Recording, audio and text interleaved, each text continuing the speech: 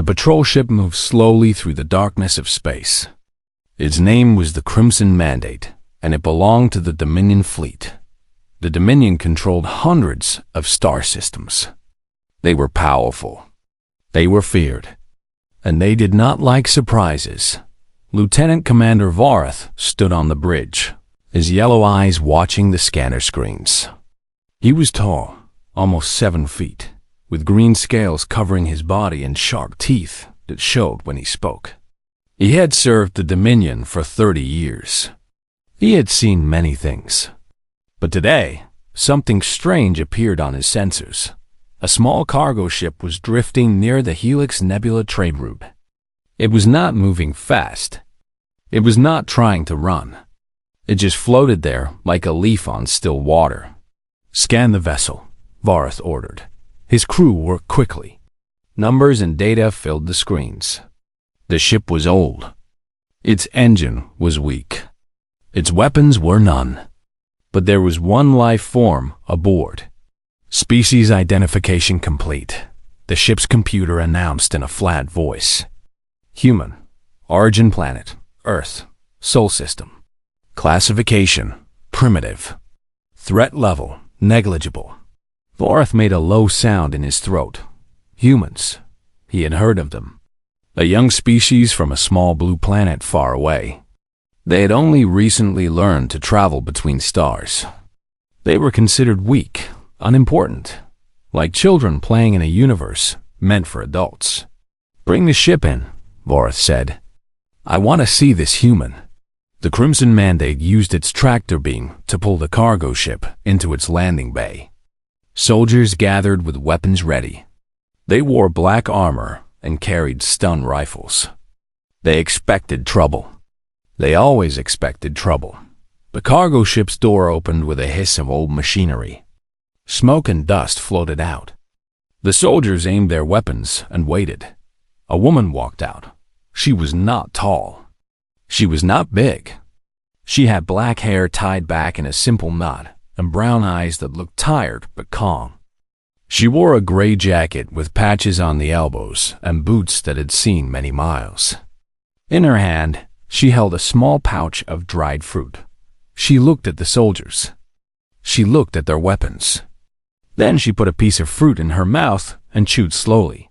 "Hello," she said, that the soldiers did not know what to do. They had expected fear. They had expected running or fighting or begging. This woman did none of those things. She just stood there, eating fruit, like she had all the time in the world. Vorath pushed through his soldiers and stood before her. He towered over her small frame. His shadow fell across her face. "Your name?" he demanded. "Grace Kim," she said. "You are in violation of Sector 7 transit codes. This area requires special permission to enter." "You do not have permission." Grace shrugged. "I did not know. My navigation system is old. It makes mistakes sometimes. Your ignorance does not excuse your crime. Your ship will be taken. You will be held for processing." Grace looked up at him. Her eyes were steady. There was no fear in them, no anger, just a quiet patience that Vorath found strange. "I'm just passing through," she said. "I do not want trouble. Let me fix my ship, and I will leave. You will never see me again." Vorath leaned closer. His breath was hot and smelled like metal. "What you want does not matter here. You are in Dominion space. You follow Dominion law. And Dominion law says you are now our prisoner." Grace finished chewing her fruit. She folded the pouch and put it in her pocket. Then she held out her hands, wrists together, ready for restraints. "Okay," she said simply. The soldiers placed energy cuffs on her wrists. The cuffs glowed blue and hummed softly. They were designed to hold creatures much stronger than humans. On Grace's thin wrists, they looked almost silly. She was taken to a small holding cell on the ship. The walls were gray metal. The floor was cold. There was a bench to sit on and nothing else.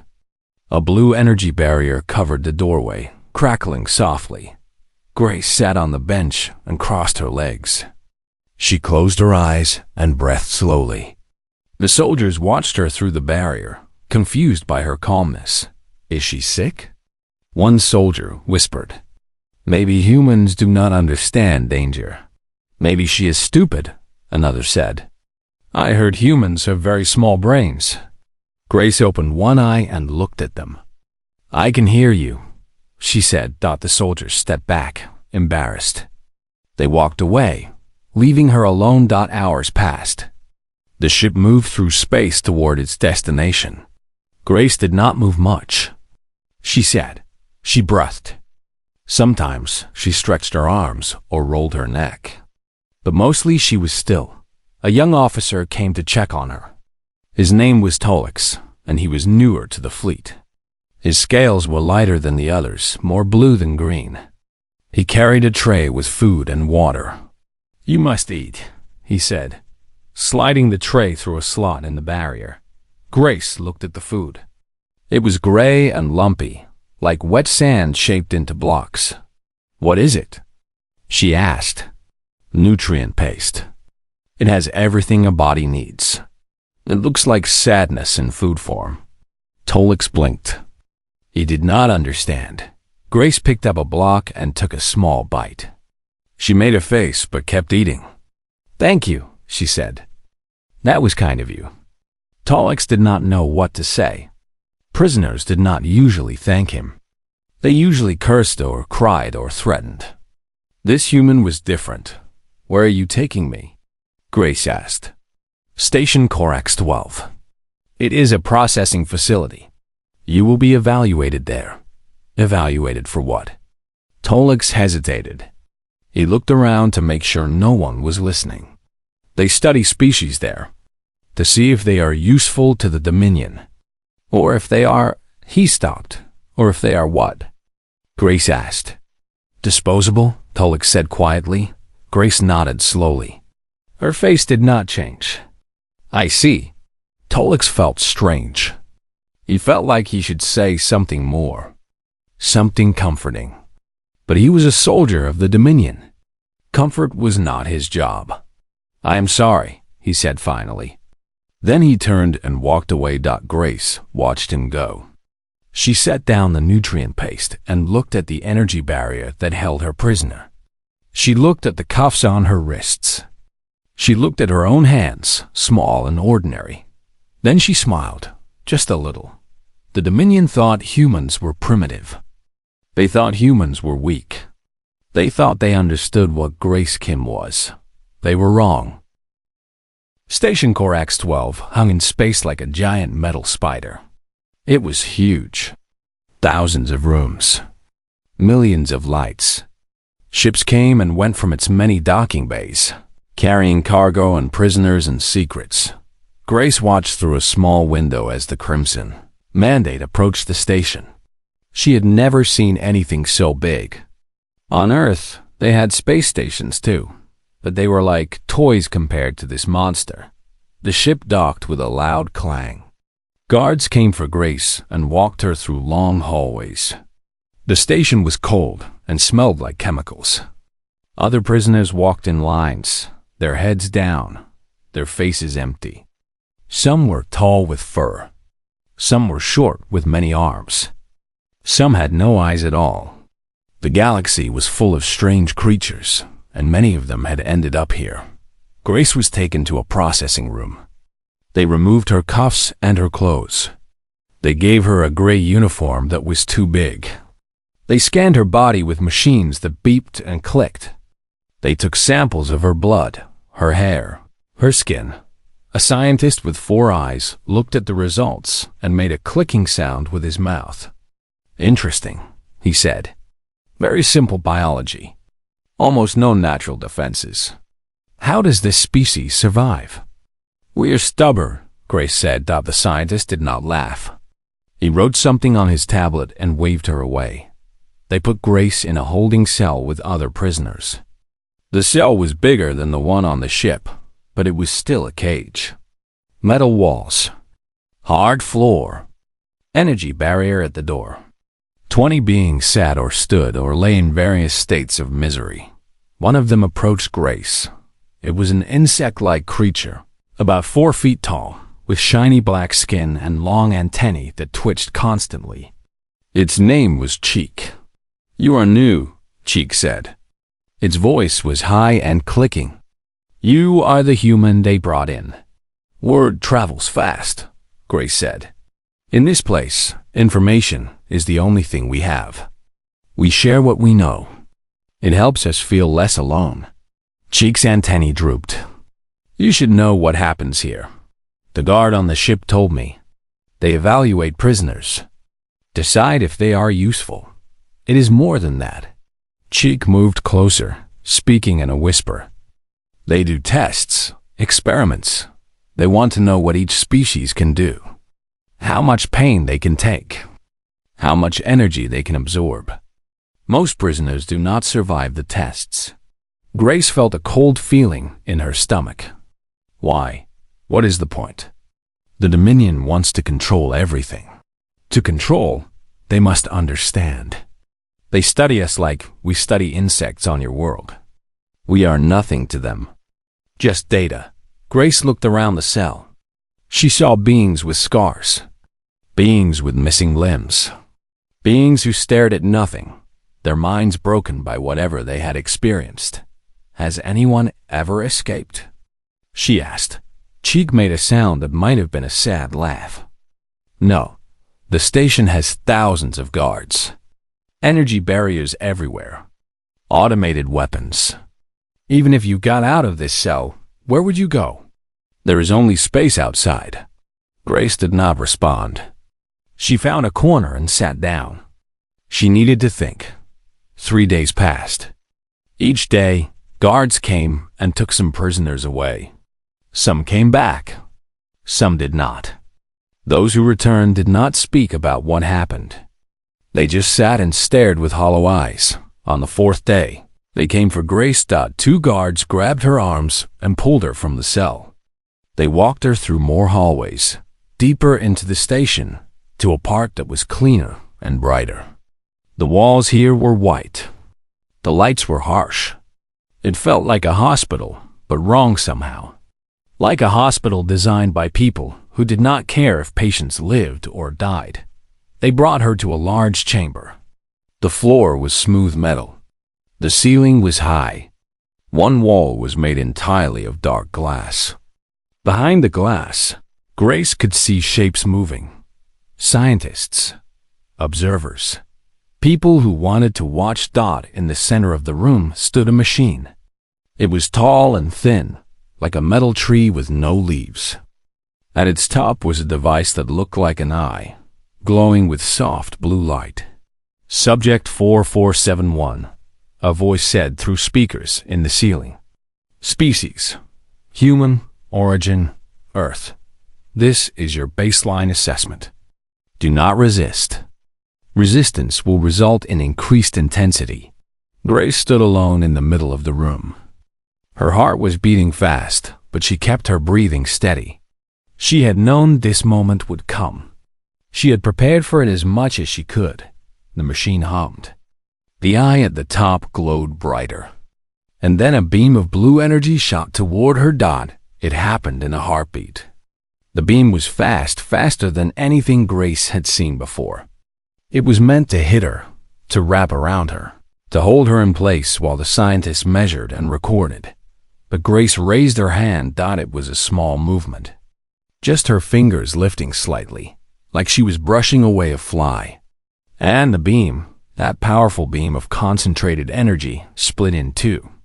The 2 halves curved around her body, like water around a stone, and crashed into the wall behind her. The room went silent. Grace lowered her hand. She was breathing hard. A thin line of sweat ran down her face. But she was untouched. Behind the glass, scientists scrambled. Alarms beeped. Voices shouted over each other. "That is impossible," someone said. The beam was 4.7 terajoules. No biological organism can redirect that much energy. "Check the equipment. It must be broken." "The equipment is fine," She did something. I do not know what, but she did something. Grace looked up at the dark glass. She could not see their faces, but she knew they were afraid. She could feel it. What are you? The voice in the speakers asked. Grace wiped the sweat from her face. Her hands were shaking slightly, but she kept her voice calm. I am human, she said. I am just a human.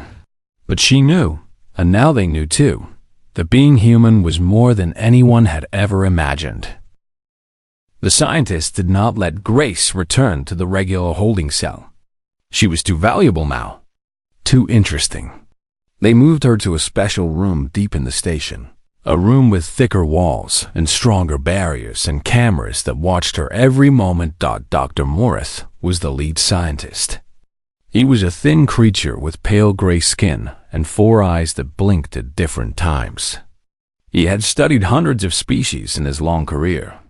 He had seen creatures that could breathe fire, and creatures that could turn invisible, and creatures that could live for 1,000 years. But he had never seen anything like Grace Kim. Explain what you did, he demanded through the speaker in her cell. Grace sat on the floor with her legs crossed. She looked tired. The test had taken more from her than she showed. I do not know how to explain it, she said. It is like asking a fish to explain swimming. You redirected a containment beam. A beam that should have paralyzed you instantly. How? I felt it coming. I pushed it away. Pushed it? With what? Your hands are ordinary. Our scans show no special organs, no unusual brain structures, nothing that should allow you to manipulate energy. Grace shrugged. Maybe your scans are not looking for the right things. Dr. Morris made an angry sound. He did not like mysteries. He did not like things he could not understand. We will test you again, he said. Higher intensity. Different beam types.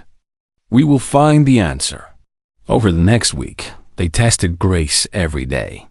They fired beams of different colors and different strengths. They tried heat and cold and electricity. Each time, Grace did something. Sometimes she split the beam. Sometimes she bent it around her body. Sometimes she absorbed it completely, and for a moment, her skin glowed faintly before returning to normal. But each test cost her. She grew thinner. Dark circles appeared under her eyes. Her hands trembled when she thought no one was watching. The scientists did not care. They only cared about data. What they did not know, what no one in the galaxy knew, was the truth about humans. Earth was a strange planet. Its sun threw out radiation in unpredictable ways. Its magnetic field shifted and changed. Its atmosphere crackled with electrical storms. For millions of years, life on Earth had adapted to this chaos. Most creatures developed simple defenses, like thick skin or underground homes. But humans developed something different, deep in the human brain, in a part that scientists on Earth had never fully understood. There was a small cluster of neurons that could sense energy. Not see it or hear it, but feel it, like feeling warmth on your skin or pressure on your body. For most humans, this ability was weak, almost nothing. They might feel strange before a thunderstorm or uncomfortable near power lines, but nothing more. But for some humans, the ability was strong. These people were called conduits. They were rare, maybe 1 in a million. They could feel energy fields around them. And with practice, with focus, they could push those fields, bend them, redirect them. Grace had known she was different since she was a child. She had learned to hide it. On Earth, people feared what they did not understand. She had lived quietly, worked simple jobs, traveled from place to place. When humans began to explore the stars, she saw a chance to disappear into the vastness of space. She never expected to end up here. Now, as she lay on the cold floor of her cell, she wondered if she had made a mistake. Each test drained her more. She was not sure how much longer she could last, but she was also watching, listening, learning. She noticed the guards changed shifts every 8 hours. She noticed the energy barriers flickered slightly during the change when the power systems adjusted. She noticed that certain doors used code panels while others used voice commands. She noticed everything. One night, a new visitor came to see her. He was different from the scientists. He wore a black uniform with gold markings. His scales were darker than the other reptilians, almost purple, and his eyes were cold and sharp like knives. His name was Admiral Kreth, and he commanded all Dominion forces in this sector. He stood outside her cell and looked at her for a long time without speaking. Grace looked back at him. She did not drop her eyes or look away. "You are a puzzle," Kreth said finally. His voice was deep and smooth. "My scientists cannot explain you. My advisors cannot classify you. You should be weak, but you are not. You should be afraid, but you are not. Should I be afraid?" Grace asked. "Most would be. You are one small human on a station full of enemies. You have no weapons, no allies, no hope of escape." Grace smiled slightly. "Hope is a strange thing. It does not need permission to exist." Kreth stepped closer to the barrier. "Let me tell you what I think. I think you are more than you appear. I think your species is more than it appears. And I think the Dominion has made an error in ignoring Earth." "What kind of error?" "A dangerous one. If humans can do what you can do, then humans are not primitive. Humans are a threat." Kreth tilted his head. "Or an opportunity." Grace felt a chill. She understood what he was saying. The Dominion did not just conquer with weapons. They conquered with control. They found useful species and used them. Soldiers, workers, tools. "You want to use humans," she said. "I want to study humans. Understand them. And then, yes, use them. Imagine armies of soldiers who can turn our own weapons against us. Imagine spies who can disable any security system. Imagine what the Dominion could do with that power." Grace stood slowly. Her body ached, but she forced herself to stand straight and tall. "And if we refuse?" Kreth's cold eyes did not change. "Then you would be a threat. And the Dominion destroys threats completely." He let that word hang in the air. "I will give you time to think about your choice. Cooperation or extinction. Those are your only options." He turned and walked away, his footsteps echoing in the empty hallway. Grace watched him go. Her heart was pounding, but her mind was clear. Kreth thought he understood the situation. He thought Grace was alone and helpless and trapped. He was wrong. She looked at the energy barrier. She looked at the cameras. She looked at her own hands, small and ordinary looking, hiding power that no one in this galaxy truly understood. She had been patient. She had been careful. She had learned everything she needed to learn. Now it was time to act. Grace waited for the right moment. Patience was important. She had learned that lesson many times in her life. Rush too fast and you make mistakes. Wait too long and you lose your chance. The trick was finding the perfect moment in between. She had been watching the guards for 19 days. She knew their patterns now. She knew that the night shift was smaller than the day shift. She knew that the guards got lazy around the 4th hour when they were tired, but still had time before their shift ended. She knew that young Private Tolix, the one who had been kind to her on the ship, now worked in this section of the station. She also knew that the power systems had a small weakness. Every time the shifts changed, there was a moment when the energy barriers flickered. It was tiny, less than a second, but Grace could feel it. That flicker was her door. On the 19th night, everything aligned. Telex came to her cell alone, carrying a tray of nutrient paste. The other guards were at the far end of the hallway, talking quietly among themselves. The cameras rotated on their usual pattern. "Your food," Telex said, sliding the tray through the slot. Thank you, Grace said. She took the tray and set it aside without eating. Can I ask you something? Tolix looked uncomfortable. He was not supposed to talk with prisoners more than necessary. But something about Grace made him want to listen. What is it? Why did you join the Dominion fleet? The question surprised him. No one had asked him that before. My family has served for generations. It is what we do. It is honorable. Is it? Grace asked softly.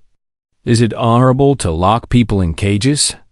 To do experiments on them until they die? Tolix's scales flushed a darker color. I do not make those decisions.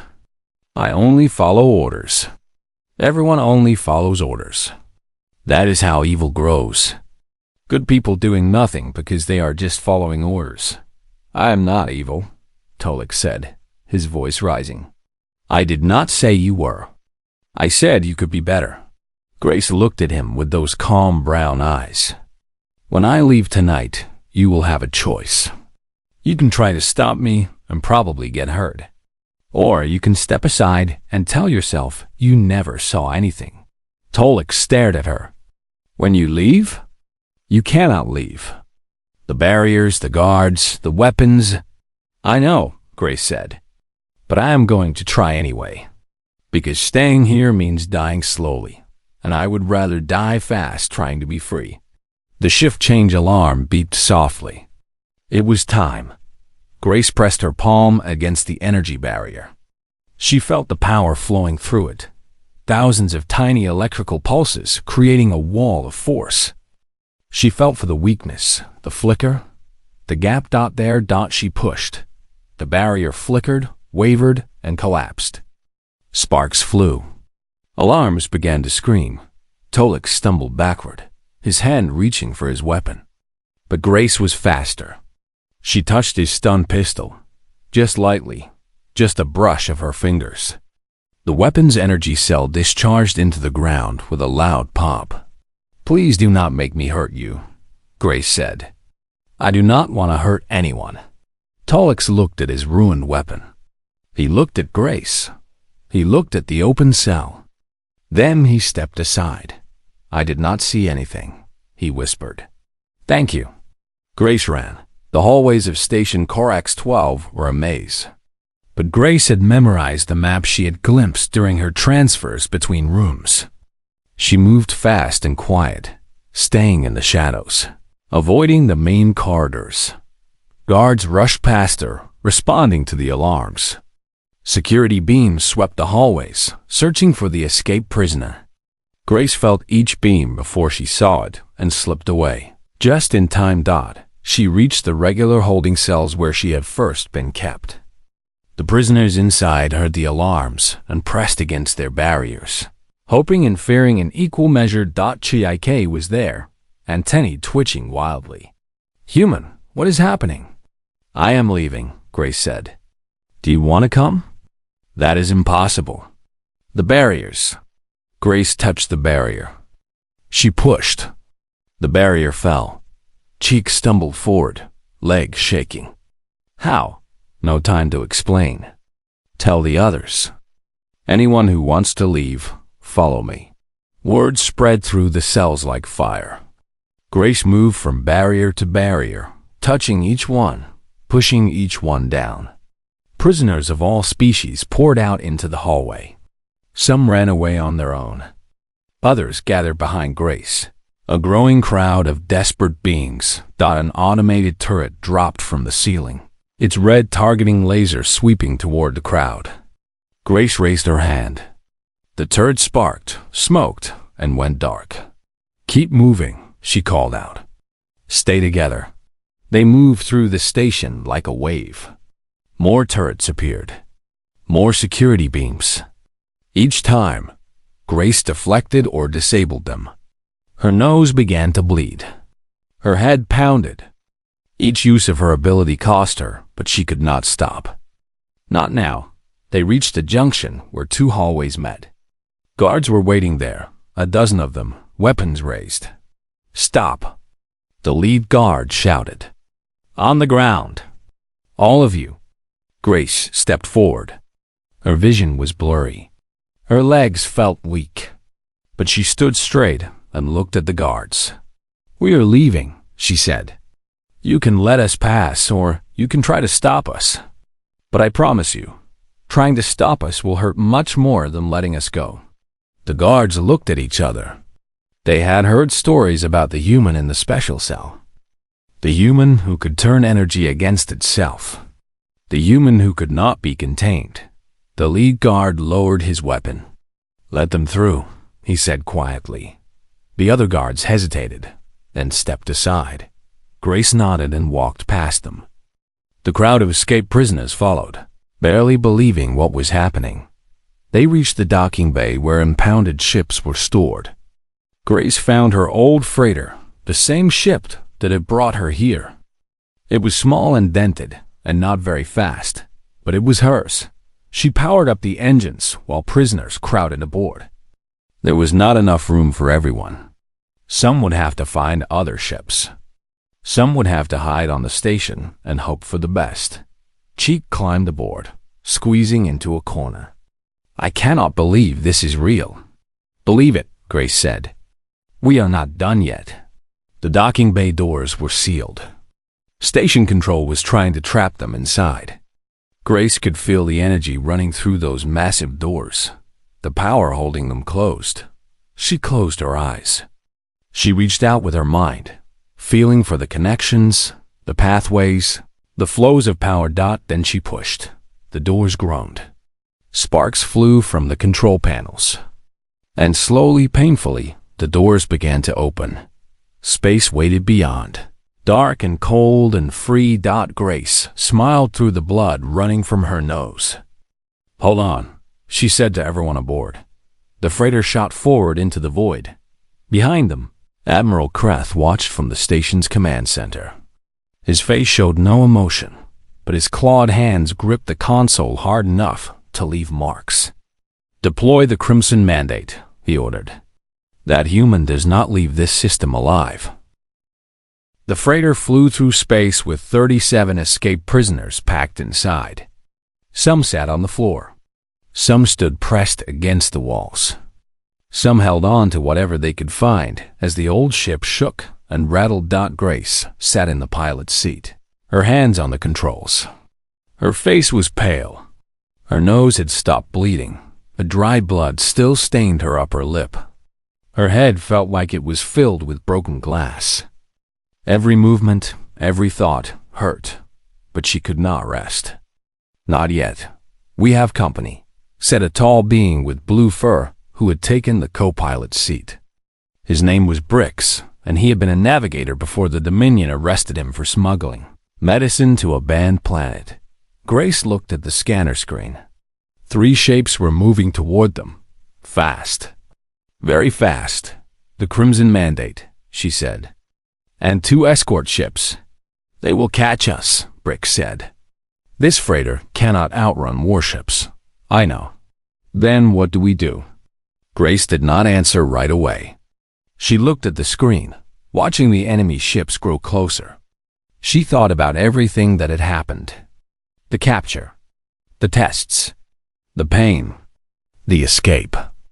All of it had led to this moment. She thought about Earth, about the green hills and blue oceans and cities, full of people who had no idea what was happening out here in the stars. She thought about all the other humans who were different like her, hiding their abilities, living quiet lives. She thought about what Admiral Kreth had said. Cooperation or extinction. No, Grace thought. There was a third option. A message. "Everyone hold on to something," she said. "This is going to be rough."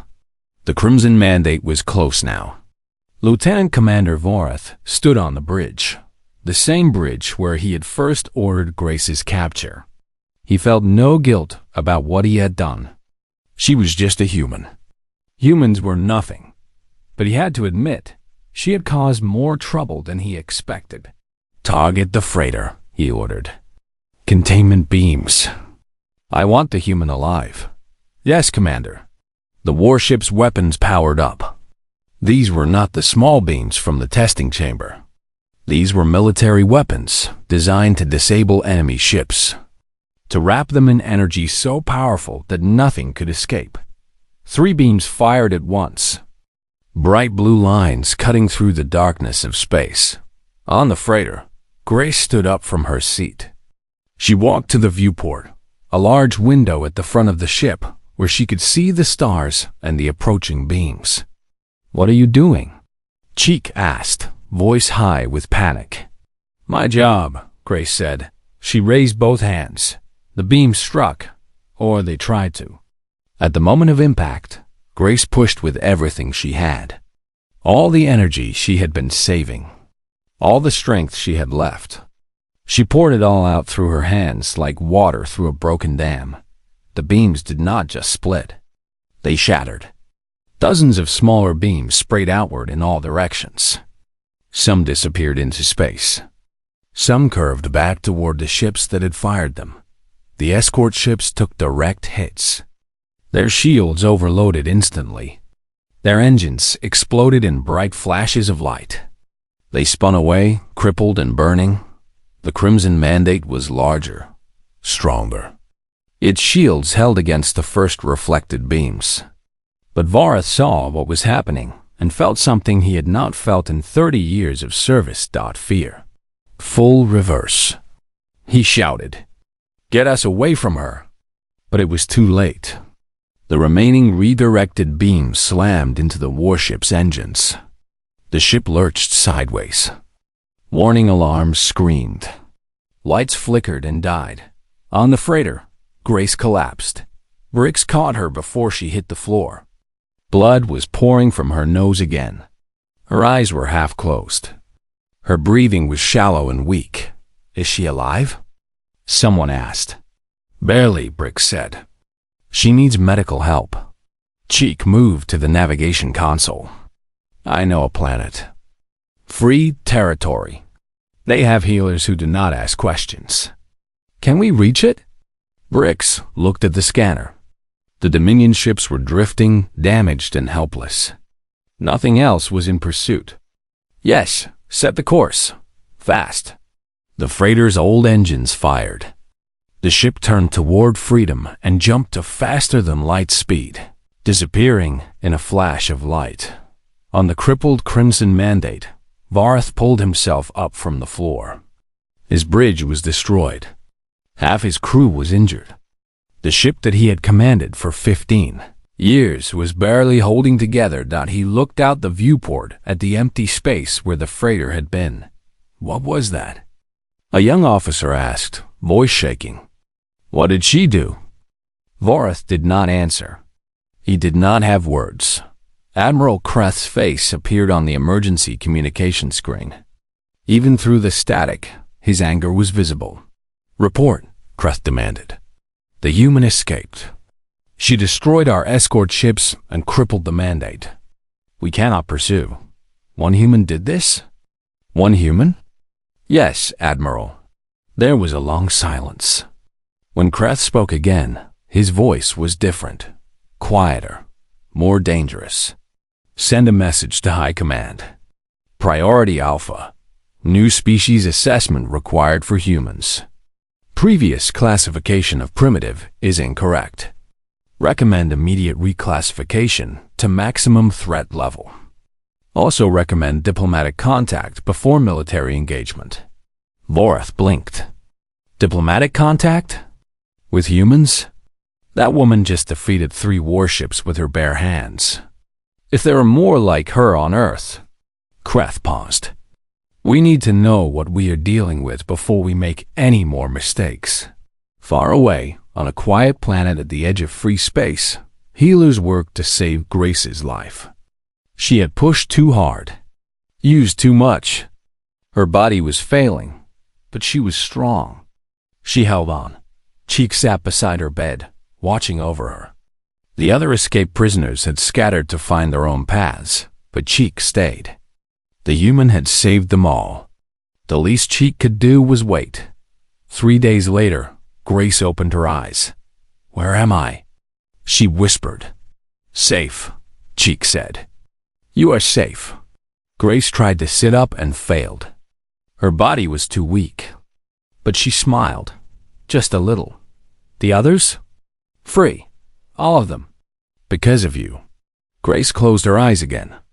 Tears ran down her face, but she was still smiling. Good. That is good. What happens now? Cheek asked. The Dominion will hunt you. They will hunt all humans. Maybe. Grace's voice was fading, tiredness pulling her back towards sleep. Or maybe they will think twice. Maybe they will realize that humans are not as weak as they thought. Maybe they will learn to leave us alone. And if they do not, Grace's smile grew wider. Then they will learn the hard way. Humans are very good at teaching hard lessons. She slept and across the galaxy. On 1,000 Dominion worlds, in 100 military headquarters, in countless scientific laboratories, people talked about what had happened at Station Corax 12. They talked about the human woman who had split a containment beam with a flick of her finger. The woman who had walked through barriers and disabled weapons and turned the Dominion's own power against them. They talked. And they wondered and they worried. On Earth, 7 billion humans lived their ordinary lives. They went to work. They raised families. They laughed and cried and dreamed. Most of them had no idea that the stars were watching them now. No idea that the galaxy had finally noticed their small blue planet. But somewhere among them, hidden in cities and towns and villages, other conduits lived their quiet lives. Other humans with the same gift as Grace. They felt the energy of the world around them. They sensed things that others could not sense. And if the galaxy ever came for them, if the Dominion ever tried to take their home, those humans would be ready. Because Grace Kim had shown them something important. She had shown them that being human was not a weakness. It was a power that the universe had never seen before, and it was only the beginning.